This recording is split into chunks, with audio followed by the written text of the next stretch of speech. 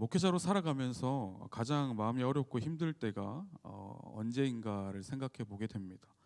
여러 가지 경우가 있겠지만 특별히 마음이 어려워지는 경우는 사랑하는 성도님들의 믿음이 무너지는 것을 볼 때 그런 착잡한 마음이 들게 되는 것 같습니다. 특별히 청년대학부를 맡고 있는 저는 이제 청년대학부 친구들을 바라볼 때 하나님의 말씀을 붙잡지 못하고 그리고 세상에서 방황하고 그리고 그 말씀이 그들의 삶을 바꾸어 놓지 못하는 것을 볼 때 그리고 오히려 세상에 밀려서 치여서 믿음이 무너지는 것을 볼 때 가장 마음이 어렵고 힘든 것 같습니다. 말씀을 듣고 말씀을 붙잡고 말씀대로 살아가려고 할 때 하나님의 은혜와 평강이 우리의 삶 속에서 일하실 줄로 믿습니다. 특별히 오늘 본문에서도 말씀을 붙잡지 못해 믿음이 무너져 내려가는 한 사람을 우리가 보게 되죠. 한 가정을 우리가 보게 됩니다. 어떻게 이 가정을 통해서 어떻게 우리가 믿음을 붙잡아야 하는지, 그리고 왜 나의 믿음이 무너지는지, 그리고 어떻게 나의 믿음을 다시 세워가는지를 이 시간, 그리고 이 믿음이 어떻게 완성되는지를 함께 나누고자 합니다. 그 말씀 나눌 때 오늘 하나님의 크신 은혜를 누리시고 무뎌졌던 믿음이 다시 세움받는 놀라운 은혜의 시간 되기를 주님의 이름으로 축원드립니다. 오늘 본문 말씀은 저희가 17절부터 이렇게 읽었지만 사실은 1절부터 시작되어지는 이 나사로의 이야기입니다. 베다니의 한 마을에 3남매가 살고 있었죠. 바로 나사로와 마르다 그리고 마리아입니다. 이 가족들은 예수님에게 많은 사랑을 받았던 가족이었죠. 예수님께서 예루살렘에 방문하실 때마다 베단이라는 곳에 머무셨고 그때마다 아마 이 가족은 예수님과 제자들을 극진히 대접했던 것으로 보입니다. 일례로 누가복음 10장에 이 가족이 한 차례 등장하게 되는데 마르다가 예수님을 초청하였고 또 자신의 집으로 영접하게 되죠. 그리고 마르다는 예수님과 예수님의 제자들을 섬기기 위해 분주하게 주방에서 거실에서 이렇게 막 섬기는데 동생 마리아는 예수님의 발자취에 이렇게 앉아가지고 예수님 앞에 이렇게 앉아 있는 그런 모습이 성경에 등장하기도 합니다. 그만큼 이 가족은 예수님과 완전히 동떨어져 있는 삶을 살아간 가정이 아니라 예수님과 친밀한 관계를 유지했던 그런 가족임을 우리가 성경을 통해서 알게 되는 것이죠. 그런데 이 가정에서 어느 날 큰 슬픔을 당하게 되죠. 우리가 잘 알고 있는 것처럼 나사로가 병이 들게 됩니다. 이 성경에서는 구체적으로 어떤 병이다, 무슨 병이다라고 말씀하고 있지는 않아서 우리가 구체적으로 어떤 병인지는 알 수가 없지만 이내 예수님께 전가를 보내고 이내 숨을 거둔 것으로 보아 아마 위중한 병이지 않을까 우리가 추측을 해볼 수 있을 것 같습니다. 그리고 그 죽음으로 인하여서 이 가정에게 큰 슬픔이 닥쳐왔을 때 그때 마르다는 누구를 떠올리냐면 바로 예수님을 떠올리게 되는 것이죠. 그리고 이렇게 생각합니다. 우리가 너무나도 사랑했고 또 우리를 사랑하시는 그 예수님, 우리와 깊은 인연이 있고 그런 우리와 관계가 있는 나를 사랑해 주시는 그 예수님이 이 자리 가운데 오신다면 우리 오라버니의 병은 반드시 낫겠구나. 우리 오라버니가 절대로 아프지 않겠구나. 이 아픔을 예수님께서 모두가 다 해결해 주실 수 있겠구나라고 이 마르다가 생각하게 된 것입니다. 잘했죠. 좋은 믿음입니다. 그 어려움과 힘듦과 아픔 속에서 예수님을 떠올렸다는 것 자체가 이미 예수님에 대한 믿음이 있다라는 증거가 되겠죠. 나에게 닥친 어려움 속에서 예수님을 떠올렸고 그리고 그 떠올리자마자 바로 행동을 취하는 것이죠. 사람을 보내 예수님에게 이러이러한 상황이다라고 알려주게 되는데 우리 오늘 본문 11장 앞에 읽었던 앞절에 있는 3절을 같이 한번 읽어보도록 하겠습니다. 위에는 안 나옵니다. 저희가 우리 청년들 성경을 가지고 다니고 하기 위해서 이렇게 같이 읽기 위해서 안 나옵니다. 한번 3절 같이 한번 읽어보도록 하겠습니다. 시작.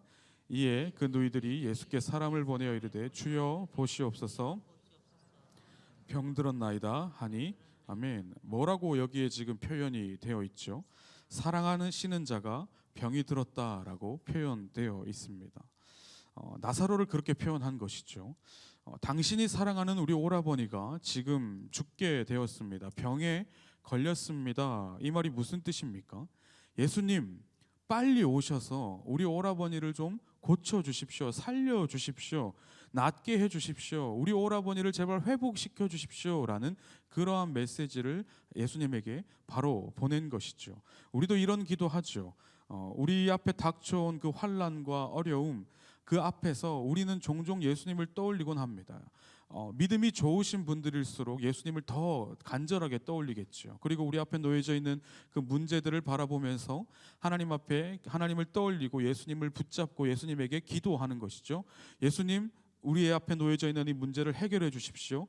예수님, 내가 이런 어려움과 환난을 겪고 있습니다. 하나님 도와주십시오. 이것을 해결해 주십시오라고 이렇게 우리도 기도하죠. 우리의 모습과 너무나도 닮아 있는 우리의 이 마르다의 모습을 우리가 본문을 통해 보게 되는데, 그런데 이 소식을 들은 이 예수님의 반응이 조금 이상해 보이는 것이죠. 우리 6절을 한번 같이 읽어보겠습니다.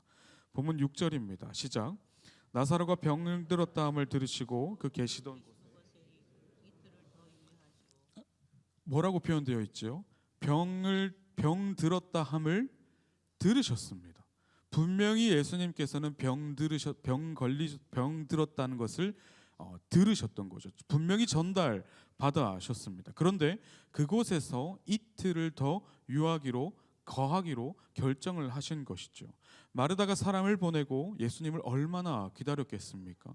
아마 추측을 해본 건데 마을 어귀까지 나가서 마을 입구까지 나아가서 아마 예수님을 눈 빠지게 기다리지 않았을까 생각해 봅니다. 왜냐하면 예수님이 그냥 남이 아니라 그냥 나와 상관없는 사람이 아니라 나와 상관 있고 나를 사랑하시고 우리가 서로 사랑을 나눴고 우리 가정이 예수님과 특별한 관계에 있기 때문에 아마 예수님이 곧 오실 거야라는 그 믿음과 확신을 가지고 아마 이 마르다는 예수님을 엄청나게 기다리고 있었겠죠. 그러나 어떤 결과가 나타납니까? 예수님이 오시지 않는 것이죠. 예수님이 오지 않는 것입니다. 여기서 우리가 많은 그리스도인들이 무너지게 됩니다. 분명히 나는 하나님을 향한 믿음이 있고 나는 하나님을 향한 확신이 있고 나는 하나님을 향한 나의 신앙 고백이 있고 하나님을 향한 나는 분명히 하나님의 백성이라고 하나님의 사람이라고 느껴서 그렇게 알고 있었고 하나님도 나를 그렇게 여기시는 줄로 알고 있었는데 나에게 힘든 일과 아픈 일과 어려운 일들이 나에게 닥쳤을 때 다른 세상의 누구를 떠올린 것이 아니라 나는 예수님을 떠올려서 예수님에게 나의 문제와 아픔을 고백하고 예수님에게 내 문제와 아픔을 올려드리고 예수님 이것을 해결해 주십시오라고 예수님에게 내 문제를 내어놓았는데 예수님이 답하지 않으시는 거죠. 오지 않으시는 예수님을 마주할 때 우리의 신앙과 우리의 믿음은 와르르 무너지게 되는 것이죠. 비슷한 경험을 아마 여러분들도 많이 하셨으리라 생각됩니다. 나에게 힘든 일이 닥치고 어려운 일이 닥쳤을 때 도무지 내 힘으로 감당하기 어려운 일들이 내 앞에 생겼을 때 예수님을 찾고 예수님을 부르짖고 예수님에게 기도하고 예수님을 붙잡고 하나님 도와주십시오. 예수님 도와주십시오. 우리 가족이, 우리 직장이, 그리고 사업장이, 우리 교회가, 우리 자녀가 이렇게 어렵고 힘들고 아픕니다. 도와주십시오. 도와주십시오. 그렇게 예수님을 붙잡고 예수님에게 그렇게 외쳐보아도 우리에게 돌아오는 것은 무엇입니까? 예수님의 침묵이죠. 그럴 때 우리의 믿음이 와르르 무너지게 되죠. 금이 가기 시작합니다. 하나님이 나를 사랑하시는 것이 맞는가? 왜 나를 이렇게 그냥 내팽개쳐 놓으시는 거지? 왜 나를 하나님께서 돌보지 않으시는 거지? 분명히 하나님께서 그렇게 말씀하셨잖아요. 찾으라고, 두드리라고, 나에게 부르짖으라고, 그럼 크고 놀라운 일들을 내게 보여줄 거라고 그렇게 분명히 말씀하셨는데 그 말씀 믿고 하나님에게 부르짖고 하나님에게 나아갔음에도 불구하고 아무런 응답이 없는 하나님의 그 반응, 예수님의 그 반응이 우리를 너무나도 힘들게 하는 것이죠. 그것이 더 나아가면 어떻게 됩니까? 하나님이 과연 존재하시는가? 하나님이 진짜인가라는 의문까지 들게 되는 것이죠. 하나님을 향한 의심까지 들게 된다라는 것이죠. 오늘 본문의 마르다도 오지 않는 예수님을 기다리는 중에 결국에는 자신의 오라버니였던 나사로가 죽게 됩니다. 어떤 마음이 들었을까요? 이 마르다가 어떤 마음이 들었을까요? 아니, 어떻게 우리 가족에게 하나님 이럴 수 있으십니까? 예수님, 어떻게 우리 가족에게 이렇게 하실 수 있습니까? 우리가 그냥 사이도 아니고 특별한 사이이고 사랑하는 사이인데 어떻게 나에게, 우리 가정에게 이렇게 하실 수 있습니까? 라고 분노했을 수도 있겠죠. 그리고 아마 이 마르다의 전가를 전하러 간 사람이 돌아와서 아마 다시 마르다에게 전했을 것입니다. 그렇게 전했는데 예수님께서 그곳에 더 계신다더라, 그래서 나는 먼저 왔다, 이런 이야기를 아마 다시 들었겠죠. 그때 이 마르다의 마음이 얼마나 무너졌을까요? 아니, 분명히 전달했고 분명히 나는 예수님을 찾았고 나는 분명히 예수님을 붙잡았는데 왜 예수님은 그것을 듣고도, 내 기도를 듣고도, 내 이야기를 듣고도, 내가 이렇게 힘들고 아프다라는 것을 예수님께서 듣고도 모른 척 하시냐라는 거죠. 왜 응답하지 않으시냐라는 겁니다. 그럴 때 우리의 믿음이 산산조각이 나는 겁니다. 기도해도 안 되는구나, 하나님을 붙잡아도 안 되는구나. 이상한 공식이 생겨버리는 거죠. 어려움을 당했고, 그리고 그 어려움 속에서 믿음의 시선을 들어 예수님을 쳐다보았고 예수님에게 도움을 구했는데 나사로가 죽어버린 겁니다. 예수님에게도 어쩔 수 없는 거구나. 예수님이 사실 나를 사랑하지 않으셨구나. 이러한 이상한 공식들이 우리 마음 가운데 자리 잡게 된다라는 것이죠. 그러면 이 이상한 문장 속에서 우리는 당연히 의문이 들어야 됩니다. 아니, 도대체 예수님 왜 이틀을 더 유하셨던 것일까요? 왜 예수님은 그곳에 더 계셨냐라는 겁니다. 사랑하시는 자가 병들었다라 함을 분명히 들으셨는데 왜 그곳에 더 유하셨냐라는 거죠.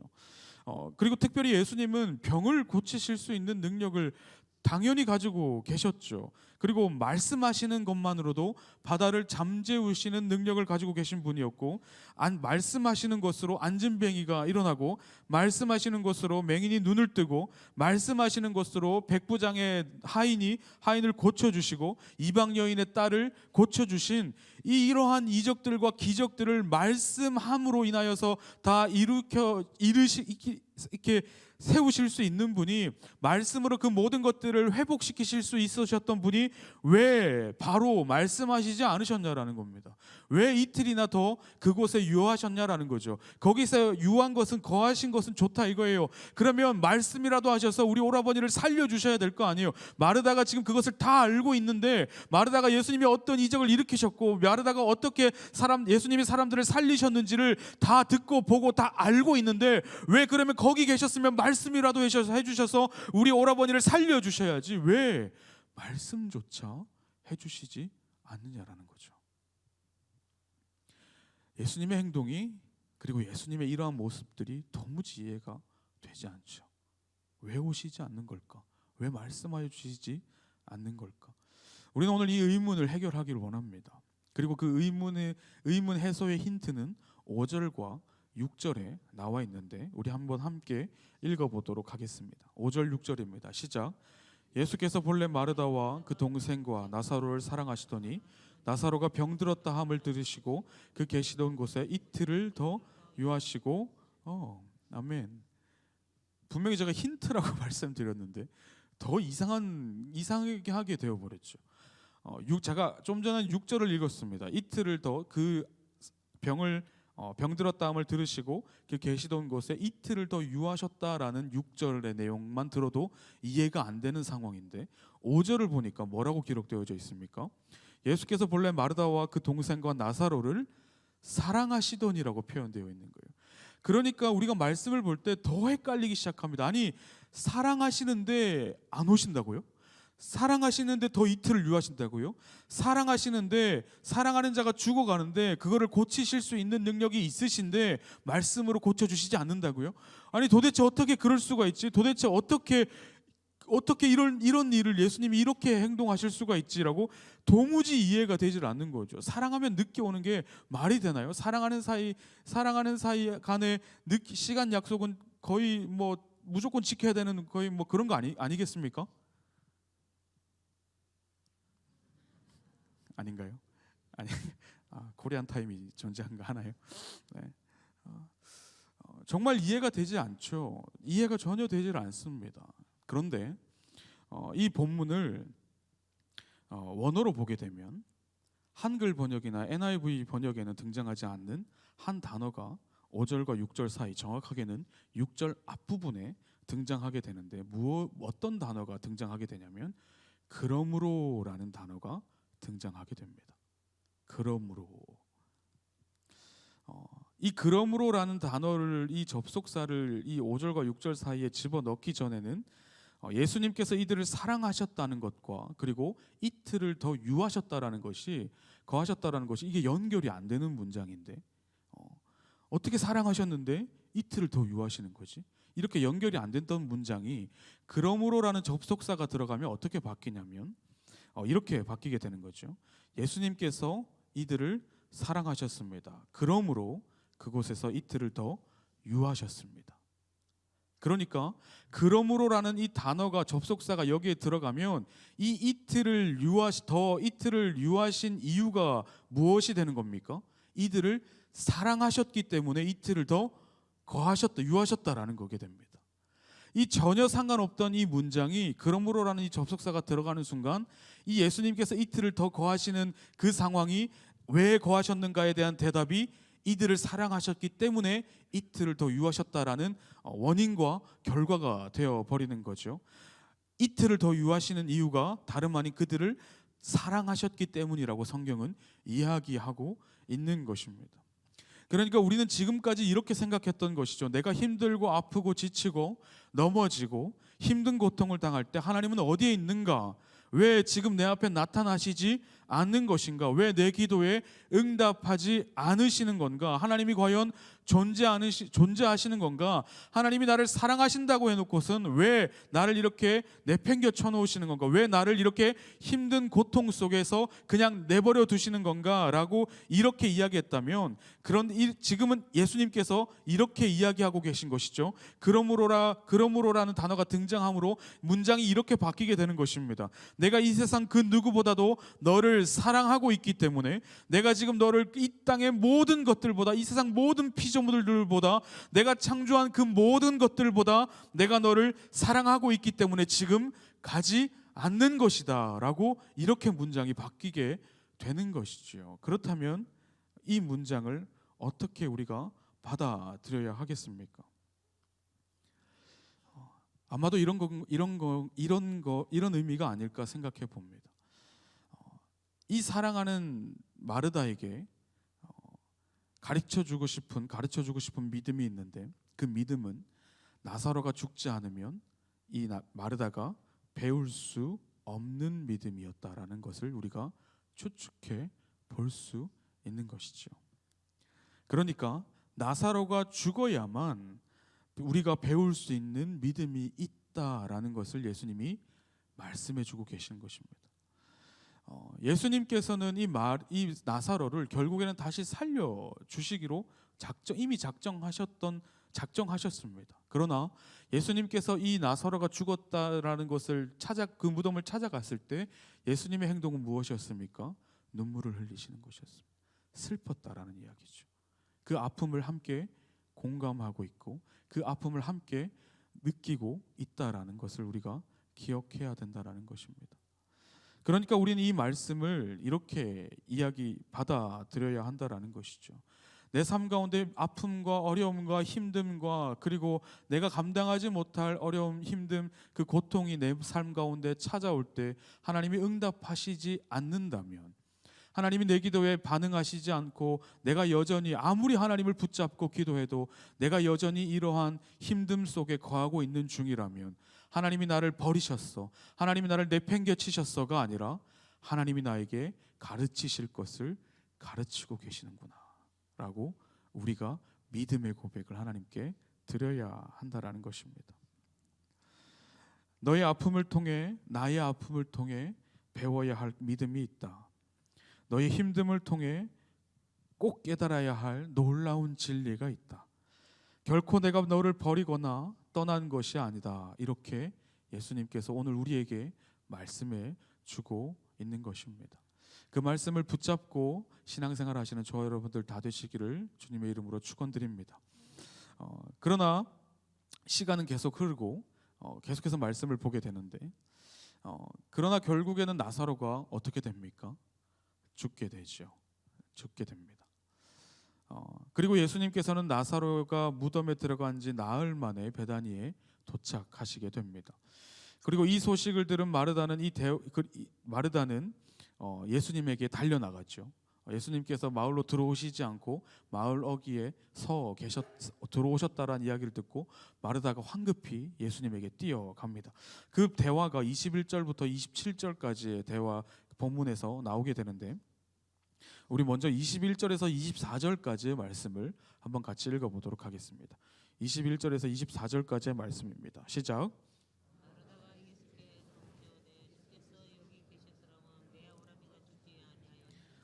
그러다 나는 이제라도 주께서 무엇이든지 하나님께 구하시는 것을 하나님이 주실 줄 아나이다. 예수께서 이르시되 내 오라비가 다시 살아나리라. 마르다가 이르되 마지막 날 부활 때는 다시 살아날 줄을 내가 아나이다. 아멘. 여러분 지금 이 대화, 예수님과 마르다가 주고받은 이 대화 속에서 이 마르다의 어떤 감정이 혹시 느껴지십니까?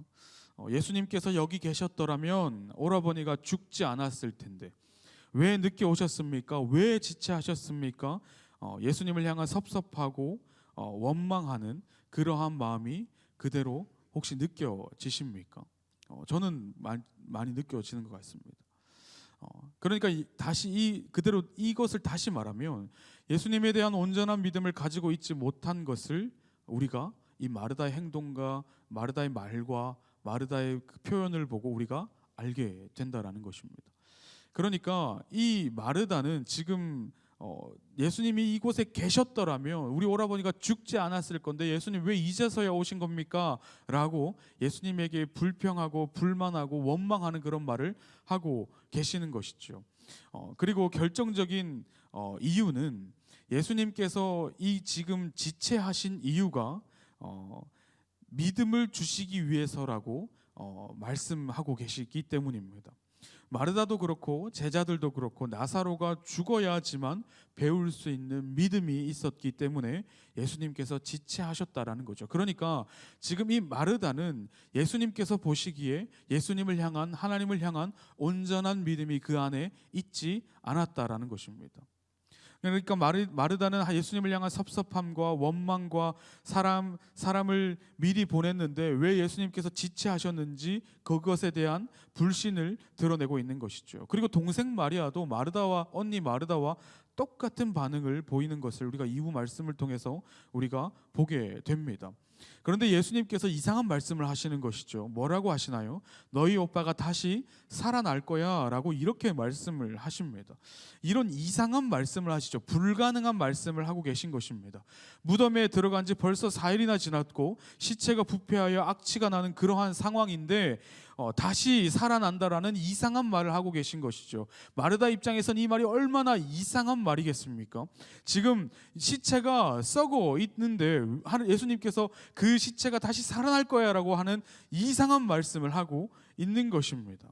그러니까 마르다가 이 말을 듣고 곰곰이 생각해 보더니 이 예수님의 말을 어떻게 해석하냐면 종말론적으로 해석을 합니다. 마르다가 뭐라고 대답하죠? 네, 예수님, 마지막 때에는, 심판 때에는 우리 오빠가 다시 살아날 줄로 믿어요. 이렇게 이야기하고 있는 겁니다. 이게 맞는 말이죠. 맞는 말이지만 이 마르다의 마음 가운데는 무엇이 없습니까? 예수님께서 지금 우리 오라버니를 살려주실 거라는 그것에 대한 믿음은 없는 것이죠. 없는 거예요. 불가능한 말을 하시니까 이 마르다가 오히려 이 예수님을 변호해주고 있는 거예요.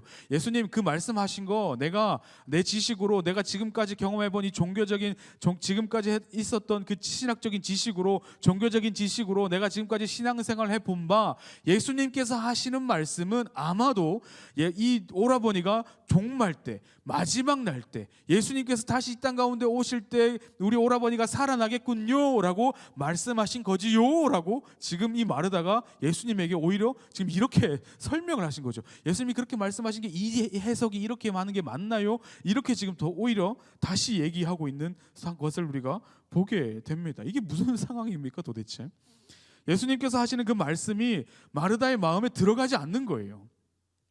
예수님께서 지금 너희 오라버니가 다시 살아날 거야 하는 그 생명의 말씀이, 그 놀라운 예수님의 그 살아계신 말씀이 마르다의 마음 가운데 들어가지 못하는 거예요. 들어갈 수가 없는 거죠. 그 마음 가운데 들어가지를 않는 겁니다.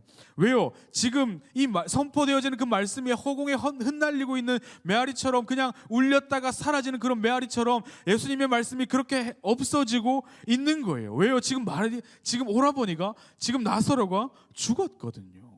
죽었어요. 죽었습니다.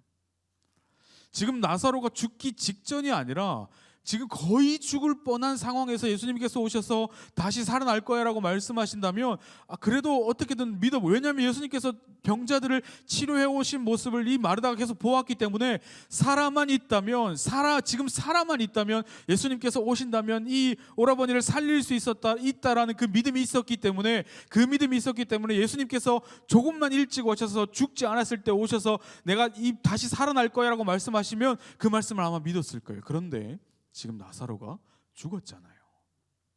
그리고 무덤에 들어간 지 4일이나 지났잖아요. 그런데 예수님께서 계속해서 이상한 얘기를 하고 계시는 거죠. 너의 오빠가 다시 살아날 거다. 이렇게 말씀하고 있는 겁니다. 아니 예수님, 저희가 사람을 보냈을 때 바로 오셨으면 좋았잖아요. 왜 그렇게 늦게 오시고 왜 지체하셔 놓고는 이제 와서 이상한 소리를 하십니까? 예수님의 말씀이 이 마르다 앞에서 사라져 가는 것을 우리가 보게 되죠. 이것은 우리에게도 고통입니다. 신앙생활을 하는데 하나님의 말씀이, 강단에서 선포되어지는 말씀이, 우리가 읽는 이 성경 말씀이 나에게 들어오지 않는 것을 종종 경험하죠. 아무리 내가 하나님의 말씀을 붙잡으려고 해도 그 말씀이 나에게 안 잡힐 때가 있어요. 그 말씀이 나에게 들어오지 않고 그 말씀이 나와는 상관이 없는 말씀이 될 때, 내 상황과 내 삶과는 완전히 동떨어진 것만 같은 그런 말씀이 들려올 때 우리는 너무나도 힘들죠. 내가 너무 힘들고 지치고 아픈데 선포되어지는 말씀, 그리고 이 성경 말씀, 그리고 주위에서 위로한다고 주시는 그 말씀이 내 마음을 전혀 위로하지 않고 나와는 전혀 상관없는 말씀이 울려 퍼질 때 우리의 마음은 너무나도 힘듭니다. 거기에 대해서 그러한 마음이 우리의 마음을 더욱 가득 채우게 됨을 우리가 종종 경험하죠. 그러면 예수님께서 그 마음을 어떻게 해결하시는가? 25절에서 27절까지의 말씀 같이 한번 읽어보도록 하겠습니다. 본문 25절에서 27절까지의 말씀 시작. 예수께서 이르시되 나는 부활이요 생명이니 나를 믿는 자는 죽어도 살겠고 무릇 살아서 나를 믿는 자는 영원히 죽지 아니하리니 이것을 내가 믿느냐. 이르되 주여 그러하오이다. 주는 그리스도시요 세상에 오시는 하나님의 아들이신 줄 내가 믿나이다. 아멘. 지금 이 대화에서 굉장히 중요한 사실이 한 가지 있는데, 그것이 예수님이 지금 나사로를 살려놓고 지금 이 말씀을 하시는 겁니까? 아니죠. 지금 나사로는 계속 무덤 안에 있는 상황인 겁니다. 내 오라버니가 지금 살아날 것이다. 아니 지금 나사로가 지금 죽었잖아요. 나는 부활이고 생명이다 라고 말씀하시는데, 아니 지금 오라버니가 무덤에 들어간 지 나흘이나 지났는데 지금 시체가 썩고 있는데 지금 예수님께서 계속 나를 믿는 자는 죽어도 살겠고, 아니 지금 죽었다니까요. 죽어 있다니까요. 지금 무덤에 들어가서 시체가 썩고 있다고요. 그런데 그 상황에서 예수님께서 계속 나를 믿는 자는 죽어도 살겠고 살아서 나를 믿는 자는 영원히 죽지 않으리라고 하는, 아니 지금 이미 죽었는데 예수님을 살려달라고 지금 예수님을 붙잡고 예수님께 기도하고 예수님을 붙잡았는데 지금 오라버니가 죽었잖아요. 죽었는데 지금 예수님께서 계속 나사로 지금 나는 부활이요 나는 생명이고 나를 믿는 자는 죽어도 살 것이고 나를 살아서 믿는 자는 영원히 다시 죽지 않을 것이다. 이런 이상한 말도 안 되는 말을 계속 하시는 거예요. 계속 살아서 믿는 자는 나를 살 것이다라는 계속 그렇게 이야기하니까 이해가 되지 않는 거죠. 나사로를 살려놓고 이 말을 하시면 무조건 아멘이죠. 아멘. 하나님 믿습니다. 하나님 할렐루야죠. 하나님 나사로를 살려주셨어요. 아멘. 정말 예수님은 부활이시고 생명이시군요. 예수님은 정말 내가 정말 예수님을 믿습니다. 이렇게 할 수 있는데 지금 예수님의 말씀을 하시는 말씀하시는 이때 나사로는 지금 여전히 시체가 썩어가고 있는 그런 중이라는 거죠. 아무것도 바뀐 것이 없어요. 상황이 변한 것이 없죠. 아무것도 바뀐 것이 없어요. 나사로는 살아나지 않았고 그 무덤가에 마리아가 따라 나올 때 많은 사람들이 곡하러 가는 줄 알고 같이 와서 지금 곡을 하고 있어요. 같이 엉엉 울고 있는 상황이라고요. 그런데 그 상황에서 예수님께서 마르다에게 계속 말씀하시는 거죠. 내가 부활이고 내가 생명이라고. 이것을 믿느냐라고 말씀하시는 겁니다. 무엇을 믿어야 하는 겁니까? 무엇을 믿어야 하는 것이죠? 예수님이 부활이시고 생명이고 나를 믿는 자는 죽어도 살겠고 살아서 나를 믿는 자는 영원히 죽지 않을 것이다 라는 그 생명의 말씀을 믿으라 라고 말씀하고 계시는데 이 마르다 입장에서는 어떻습니까? 아무것도 바뀐 게 없잖아요. 여전히 우리 오라버니는 죽어 있잖아요. 살아난 거 아니잖아요. 그런데 믿으라고 하는 거예요. 예수님이 믿음을 강요하시는 거예요. 사랑하는 상남교회 성도 여러분, 오늘도 예수님께서 우리에게 질문하시죠. 우리의 상황은 더 나아진 것이 없고 우리의 상황은 여전히 아프고 우리가 살아가는 이 세상 속에서 우리가 견뎌야 하는 그 아픔과 힘듦이 너무나도 큰데 너무나도 아픈데 그리고 너무나도 내 삶이 다른 세상 사람들과 비교해서 내가 너무나도 이렇게 힘들고 아픈 삶을 계속 살아가는데 예수님이 계속 물어보시는 거예요. 내가 부활이고 생명인데 넌 나를 믿니? 아니 예수님 보여주시면 믿죠. 아니 예수님 나를 이 시궁창 같은 이 삶 속에서 나를 건져주시면 얼마든지 믿죠. 하나님 나를 이 아픔 속에서 건져주신다면 내 하나님 나를 이렇게 연약한 가운데에서 나를 건져주신다면 내가 예수님을 왜 안 믿겠습니까? 내가 예수님 당연히 믿죠. 예수님이 부활이고 생명인 것을 당연히 믿죠. 그런데 나는 여전히 지금 힘들잖아요. 나는 지금 여전히 아프잖아요. 나는 지금 여전히 연약하잖아요. 나는 지금 여전히 이 모양 이 꼴로 살아가고 있잖아요. 여러분 이 상황이 저와 여러분들의 상황 아닐까요? 그런데 예수님께서 요구하시는 것은 무엇이냐면 보고 믿는 것이 아니라 믿어서 보이기를 원하시는 거죠. 여러분 이것이 믿음입니다. 보고 믿는 것은 쉬워요. 어렵지 않아요. 내 삶 가운데 어떠한 예수님의 영광과 예수님의 기적과 예수님의 이적이 내 삶 가운데 나타날 때 예수님 믿는 건 너무나도 쉬워요. 어렵지 않아요. 그러나 아직 내 삶에 아무것도 이루어지지 않은 그 상태로 예수님을 믿는다는 것, 그것이 믿음인 줄로 믿습니다. 예수님께서 우리에게 요구하시는 그 믿음이 바로 이러한 믿음인 줄로 믿습니다.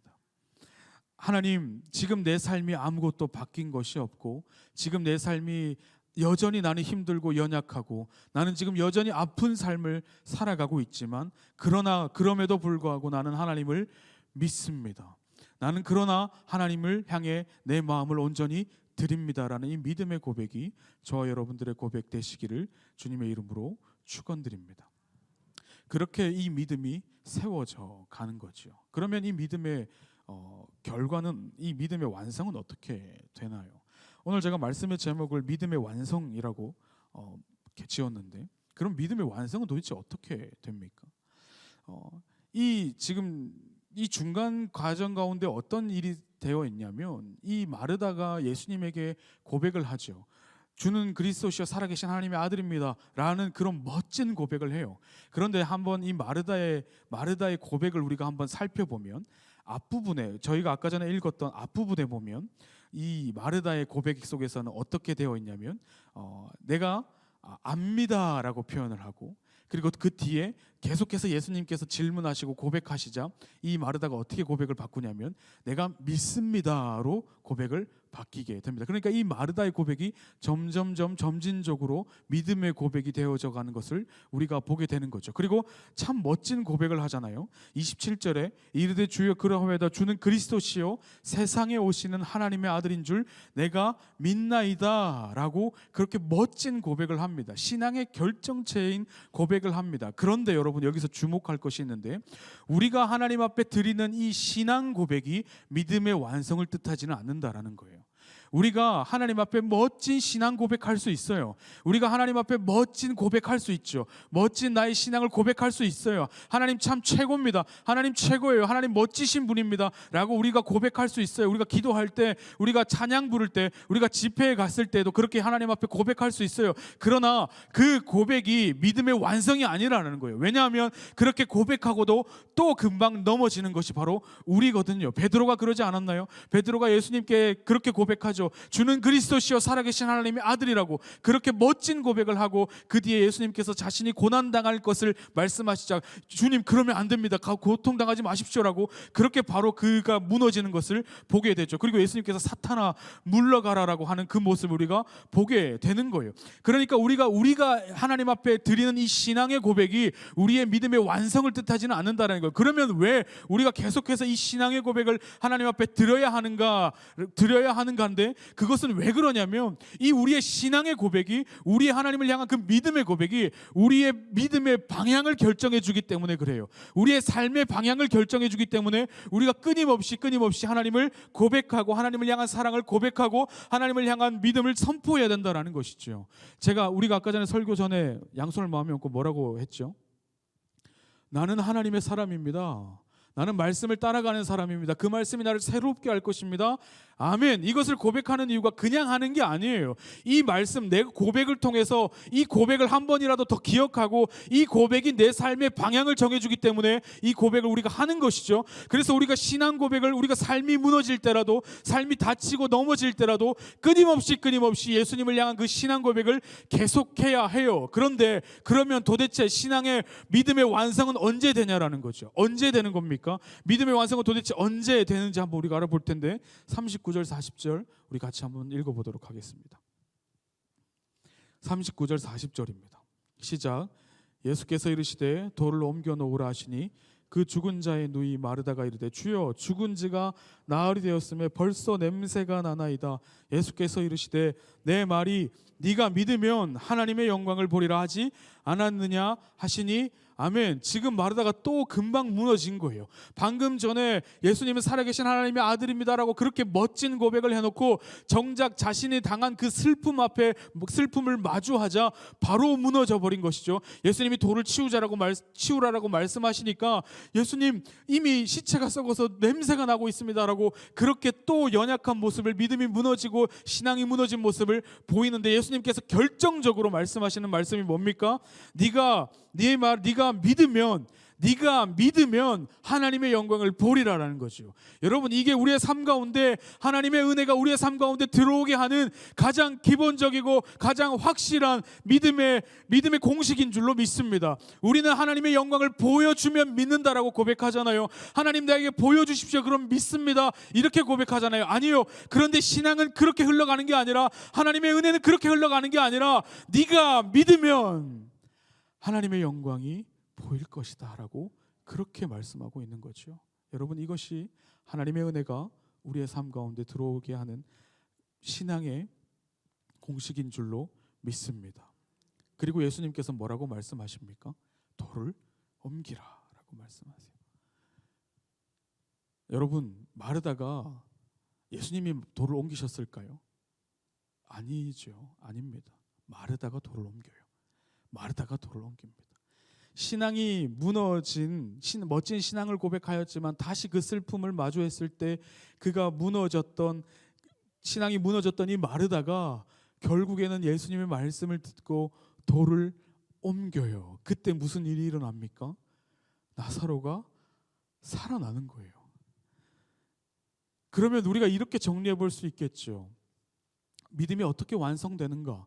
믿음이 어떻게 완성되어져 가는가라고 우리가 질문을 한다면 이렇게 이야기할 수 있겠죠. 우리가 어떠한 상황 속에서도 예수님을 붙잡는 것입니다. 그러나 예수님께서 우리에게 응답하시지 않더라도 우리는 그럼에도 불구하고 예수님을 놓지 않는 것입니다. 그리고 예수님을 향한 우리의 믿음의 신앙 고백을 끊임없이 고백하는 것입니다. 왜요? 나는 오늘도 넘어지고 내일도 넘어질 것이기 때문에 끊임없이 하나님을 향한 그 신앙 고백을 끊임없이 고백해야 되는 것이죠. 그리고 마지막으로 해야 될 것이 무엇입니까? 우리가 그 믿음을 붙잡고 그 신앙 고백을 붙잡고 행동하는 것이죠. 그것이 믿음의 완성입니다. 거기서 우리가 행동할 때 믿음이 완성되어지고 하나님의 기적이, 하나님의 이적이 우리의 삶 앞에, 우리의 눈앞에 펼쳐지게 되는 것이죠.